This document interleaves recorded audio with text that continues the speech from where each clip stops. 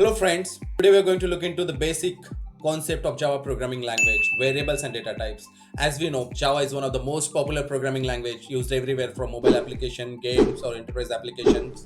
So it's very crucial for us to understand the importance of variables and data types in Java.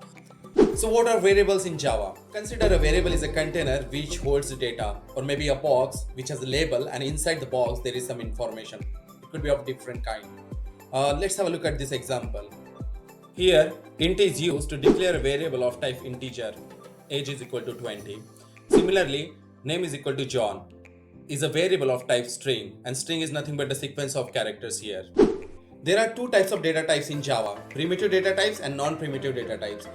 Java has already provided 8 built-in data types and they are named by keywords. And they are byte, short, int, long, float, double, char, and boolean. So the byte, short, int, and long, they can be grouped together as an integer. The only difference between them is the size. The byte is of 1 byte, short is 2, integer is 4 byte, and long is 8 byte. Similarly, the float and double, they can be categorized as a floating point here.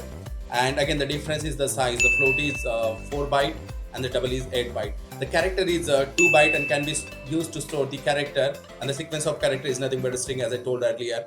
And the boolean is 1 bit. It could be 0 or 1, true or false.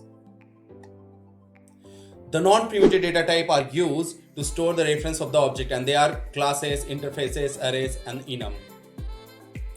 So here is the example of both primitive data type as well as non-primitive data type. So I'm using all the 8 built-in data type and created 8 variables of that type. Similarly, I have created 3 variables here. These are the reference variables, as we can see, and that's why they also call as reference data type. I have created string, arrays, and the object of this class. Thank you for watching. Do like, share, and subscribe our channel for more Java videos.